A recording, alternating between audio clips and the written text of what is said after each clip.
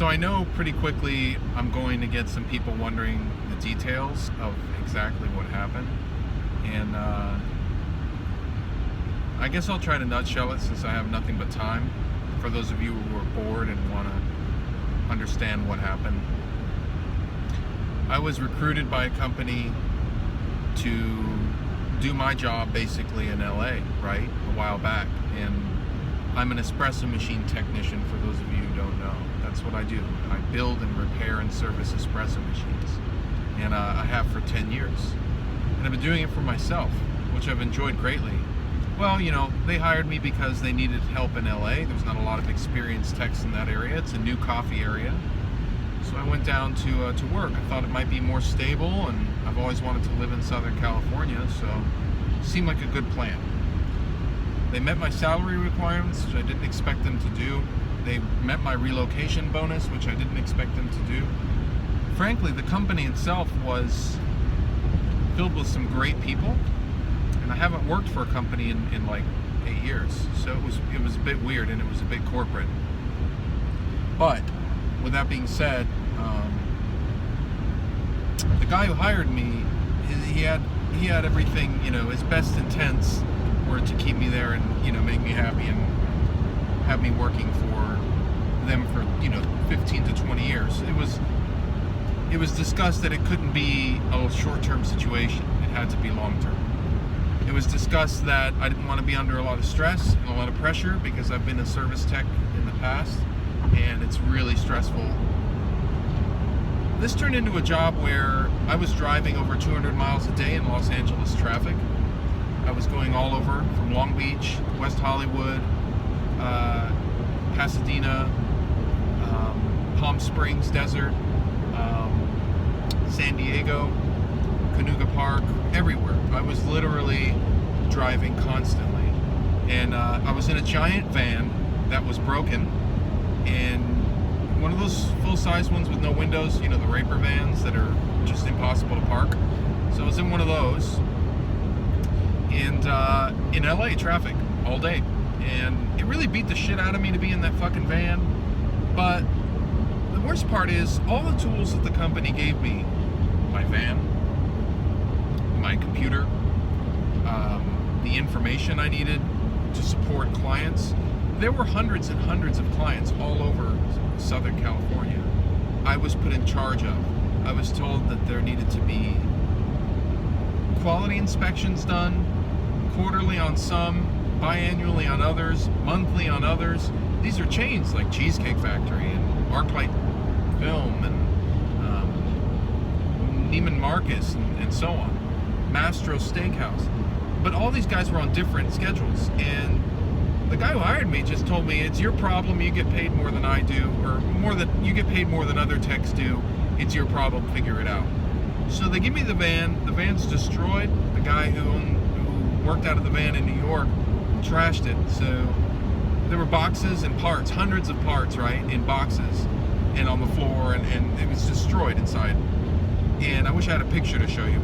It was like someone just quit and threw a bunch of shit in it and stole a bunch of shit and left. And yeah, it was a disaster. And I didn't know what any of these, you know, 0756249, I didn't know what any of that shit meant. And there's little O-rings and tiny parts and hundreds and thousands of pieces thrown everywhere. And I had to like try and figure out what this shit was, right? I can hand build about 6 different brands of espresso machine from the frame up. So I'm not new. I could do this month in and month out, and I have for many years. But this is all brand new, state-of-the-art brewers and extractors and different brands of machines that I'm used to. And I mean, I don't have hundreds and thousands of parts memorized for stuff I don't know. So anyway, there was that. Then I had the angry, abusive boss. I got into arguments with this guy in parking lots like every week. He was really mean, really short-tempered, no patience, Eastern Bloc. You must listen to what I say. I am your manager. You must do these things. This is incorrect. You are incorrect. He would send me like emails constantly, all day. Then I would get emails from corporate to go do emergency service repairs out in the field, and it could be anywhere. I could be going to Costa Mesa, and I live in West Hollywood, so, and then change my schedule and go to Pasadena, and traffic in LA, man, is brutal. It's hours and hours and hours of traffic. So there were nights where I fell asleep in the van on the side of the 405, fucking 1 in the morning, right? Coming back from San Diego, doing big installs for hotels, installing 3 and 4 floors, removing equipment from 3 or 4 floors. This is pretty hard work. And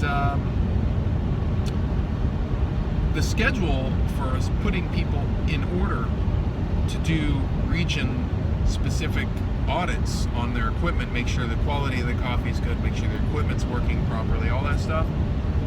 Like, this was my responsibility, but I had no client list, no addresses, no names of the clients, nothing. Dude drove me around in a van to like probably 50 clients and then gave me the van. And that wasn't all of them, I mean, there's hundreds. So I was supposed to generate my own client list somehow without a data sheet of any kind. They were switching to a new system, so all of that information wasn't available until the day I quit, actually, 6 months later. I was told that I had to be more efficient and I had to schedule everyone in a route, but the route had to be flexible for the incoming service calls.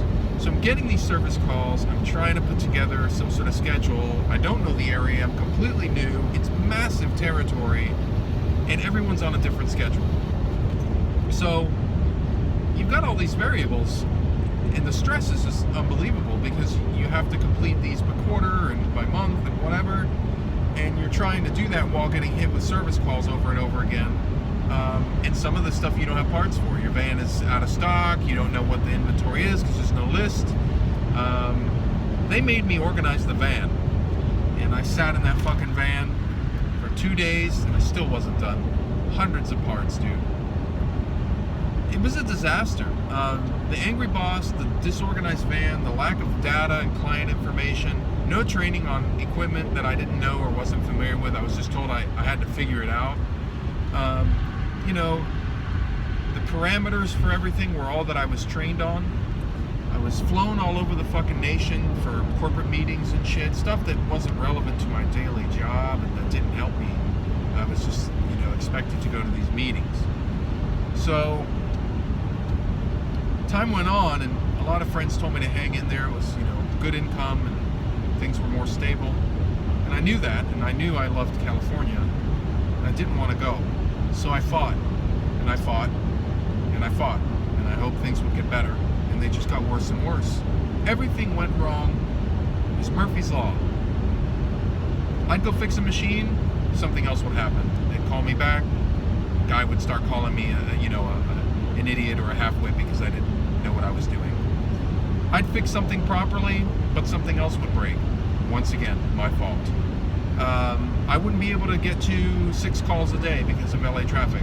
My fault. I wasn't able to organize the list because I didn't have an account sheet or an account list. Again, my fault. Everything was my fault. And I never stopped getting emails or phone calls from this guy, and he was a really weird control freak.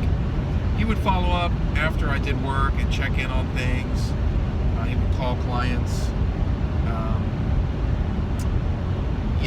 Meanwhile, I'm just miserable, man. I was so depressed, I was moping. Like when I walked, you'd catch yourself in a building mirror, window, and you just catch your self-esteem in front of you, just bad. And I was really unhappy. I remember the whole time I've just been really unhappy. It was, I've done shitty jobs before. I've done everything. I've sold $30,000 Ducati motorcycles for Ducati North America, and I've built engines, and I've sanded boats on docks in the Tennessee River. I've done a lot of different shit. I've had some really bad bosses, but nothing was like this. This was the pinnacle of bad, and the pinnacle of, abuse. It was really weird. So eventually, I lost my self-esteem, I lost my sanity, and I lost my ability to enjoy existing. And I'm not trying to be a hippie. It was really hard. And 2 weeks after I moved, I also got dumped. My partner dumped me on my ass. that was really hard, and I was on my own in a lot of ways. So I got rear-ended 3 weeks later, and this all really just compacted down into a big fucking mess, a clusterfuck, if you will. And it never got better, just kept getting worse. And you know, I could have stayed. Some of you are probably wondering, why didn't you just try and get a new apartment? Well, you know, I never got ahead because the cost of living in LA is so high. I was almost living check to check on $54,000 a year. My rent for one room, not an apartment, but like my room, was $1,200, $1,300 a month. Without overtime, that's like half your income at that pay rate, your take home. I was on the road so much that I had to eat out for breakfast, lunch, and sometimes dinner, because by the time I got home it was sometimes 7 o'clock in LA traffic, 6:30, and I was exhausted, you know, working on machines, driving all day, all that stuff, and I had to eat. So my health started getting shitty. I started gaining, weight. I work out a lot. I take care of myself, and I wasn't in the shape I was in when I came down, and that bothered me.